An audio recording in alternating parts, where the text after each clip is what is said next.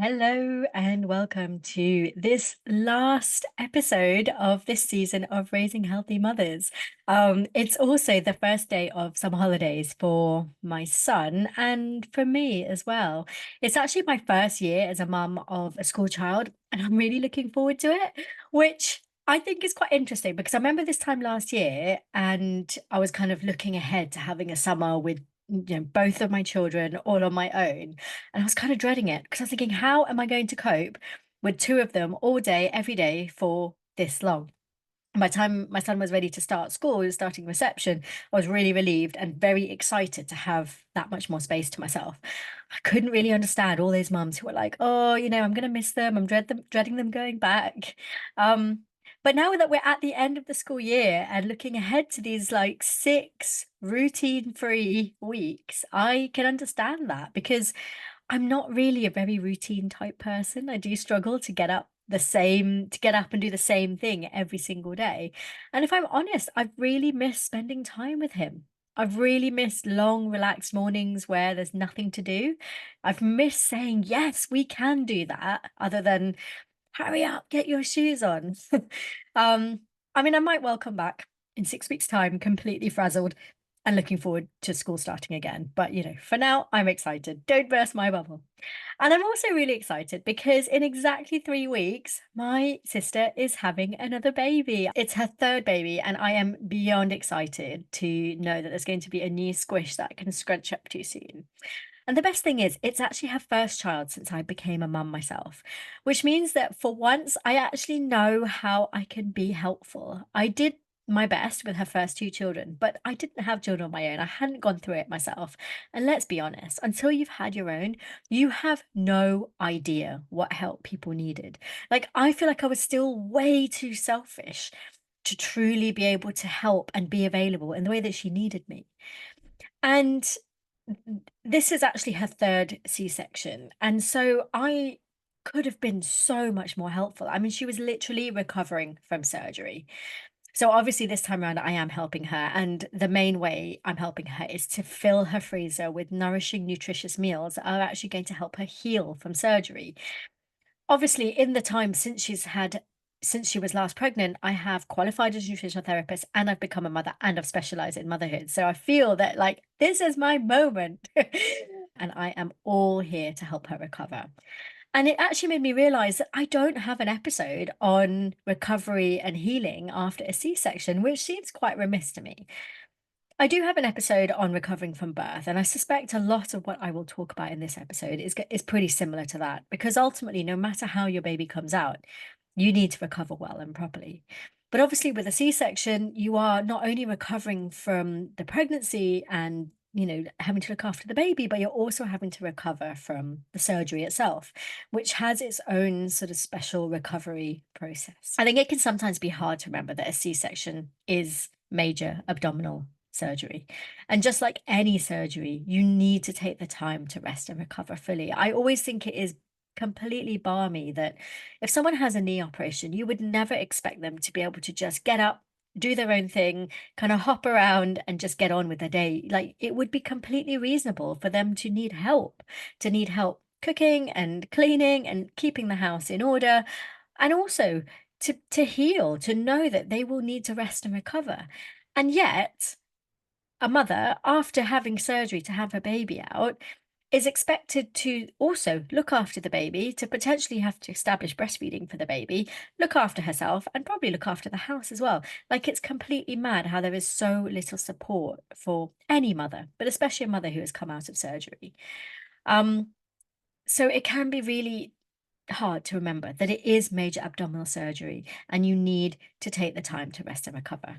And even more so, because obviously, on top of the surgery, which is a lot for the body, you now have to keep another human being alive and you might be trying to breastfeed as well. So there's a lot going on.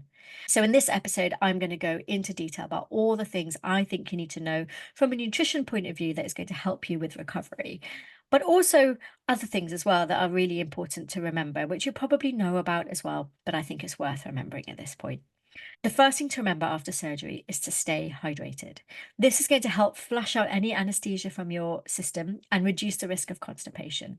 It's also really important to help speed up the healing process. And if you're establishing breastfeeding as well, you have greater fluid needs as well because you are obviously creating milk from your body and you need to have more fluid in your body. So filtered water is obviously a very good start. You might look at adding in some electrolyte drops, especially if it was an unplanned C-section and maybe you spent some time in labor beforehand. That is a really like a lot of work that you would have done in labor. So make sure that you are able to get hydrated after your surgery. Coconut water is also great for hydration because it has a lot of minerals to rebalance those that may have been lost. Now, obviously, you are going to have to fast for a little while before your surgery. It's usually 2 hours. You're not allowed to drink any fluids for 2 hours before your surgery. So make sure that you are drinking up to those 2 hours, and then as soon as you are able, as soon as you feel like you can, take on some fluids as soon after your surgery. Avoid cold drinks if you can, because I find that in pregnancy you can be quite sensitive to the cold. And I know in traditional Chinese medicine, they talk about, pregnancy being kind of, you don't want to be exposed to cold food, cold drinks, but cold temperatures as well. You want warming stuff. And I certainly found in my recovery that cold drinks would make me feel extra cold. So this is certainly true whether you've had surgery or not, to avoid cold drinks, like really icy drinks. You want to have kind of warm drinks that are just going to help keep your body kind of warm. And warmth is helping, it's really helpful for the healing process too. So, warm herbal teas are a really helpful way to hydrate as well as things like hot water with a squeeze of lemon.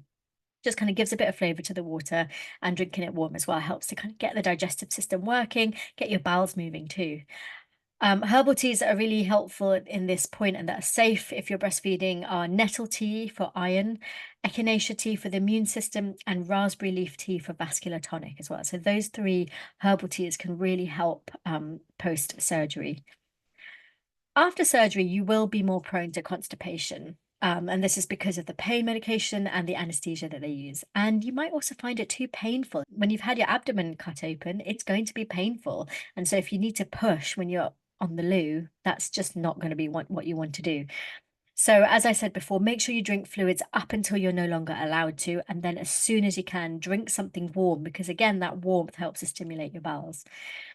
If you can, if you have time, prepare a constipation smoothie, or what we call affectionately in our house a poo smoothie.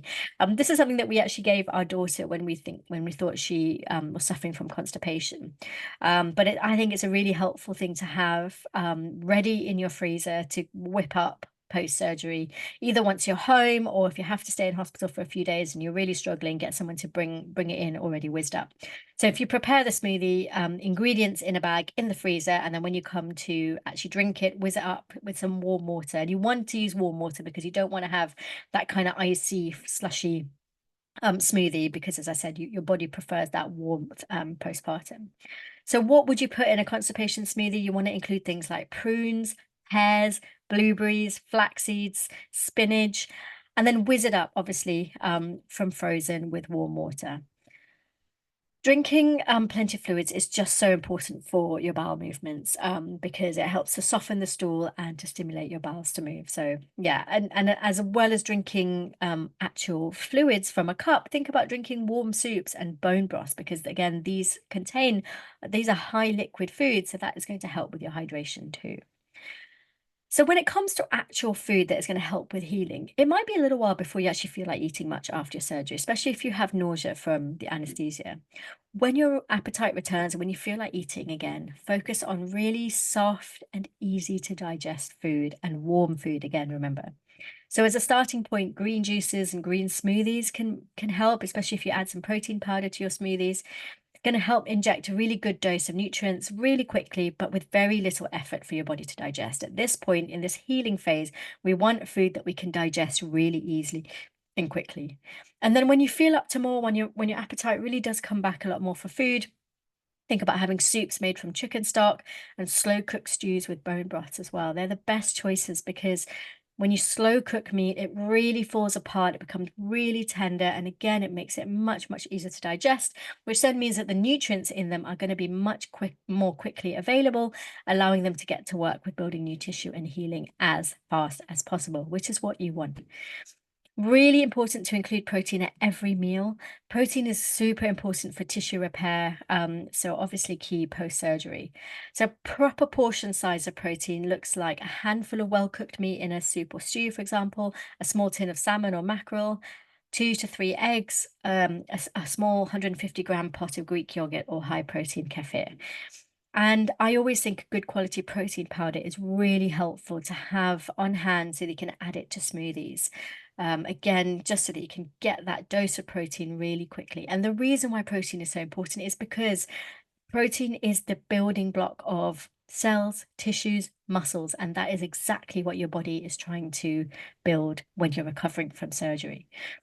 Collagen is another essential component of skin and connective tissue. It's a type of protein, and increasing collagen intake after surgery can help with reducing your bruising, swelling, and any pain, and it can really promote faster healing time. Remember, it's an important part of the tissue. So if it's there, if you're eating it, then you're going to be able to use it really easily. It's naturally found in bone broth. So I've talked about having soups and stews already. So sipping a cup a day or using it as a base for soup, bone broth for soup is going to really help boost your collagen levels. And you can also buy collagen powder, which you can add to smoothies as well. And that's going to really help to increase your protein levels too.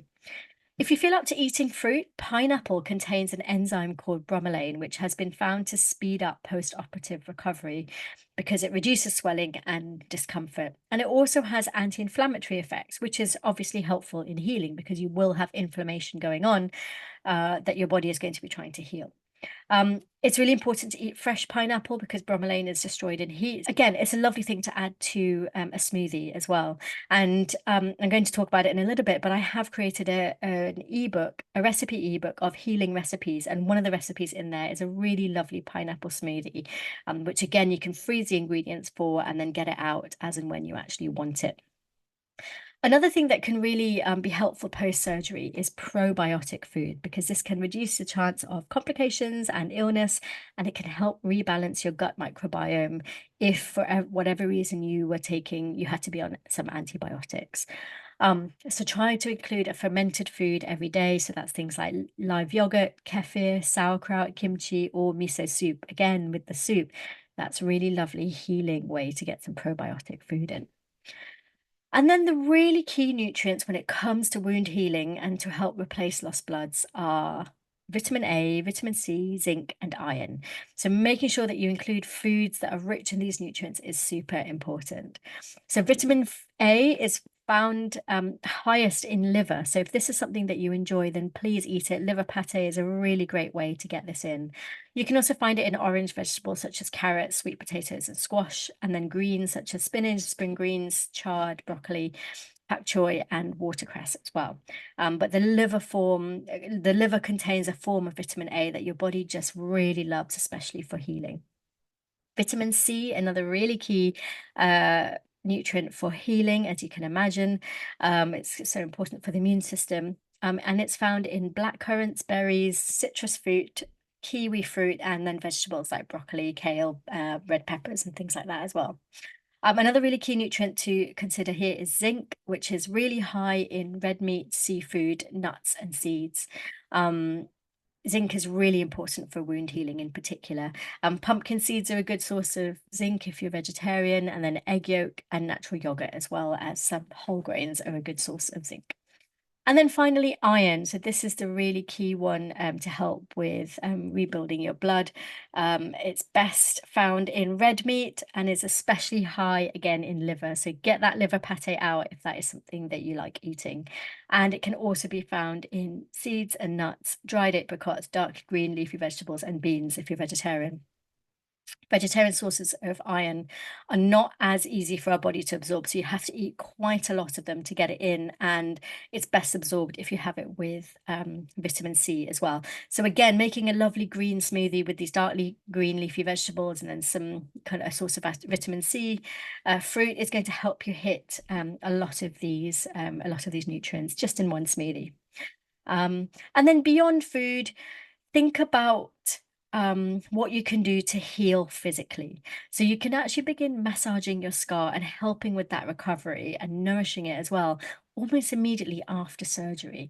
So I'm not an expert here, but I did record an episode quite a while back now on physical recovery from a C-section by amazing expert Amy Fergus Fuller of Caesarean Phoenix. It's season 4, episode 2. I will link to it in the show notes because I think this is a brilliant one to listen to if you are planning to have a C-section, there's a possibility of having a C-section, or even if you've had one a long time ago, because the one key thing that I really learned that was amazing from there is that she says it's never too late to recover your scar after C-section. So she really talks through the importance of physical healing after C-section and explains what you can do straight away. So I'll link to that in the show notes if you want to follow up with that. And then as soon as you are told that you can, please start moving as much as possible. Movement is really key step in recovery, but it also helps to lift your mood and to prevent swelling as well. Remember that as well as having surgery, you've also birthed a baby and finished your pregnancy. So your body is not having to just heal from the surgery, but it's also having to come to terms with that enormous change physically, hormonally, emotionally. You are going to be on a bit of a roller coaster ride. So please be gentle and kind and do whatever feels most comfortable. If you are planning to breastfeed, then it's also important to remember that all the food that I've recommended here are vitally important to nourish yourself for that too. Pregnancy and childbirth, however it happens, are hugely nutrient and energy hungry processes, and then breastfeeding continues this as well. So you have a lot of additional nutrient needs if you are breastfeeding. So for loads more on nutrition for breastfeeding, then please go back and listen to my episode on what to eat for breastfeeding. It's season 3, episode 4, and it's super important to take that time to replenish after birth because your body prioritizes your baby at the expense of your needs.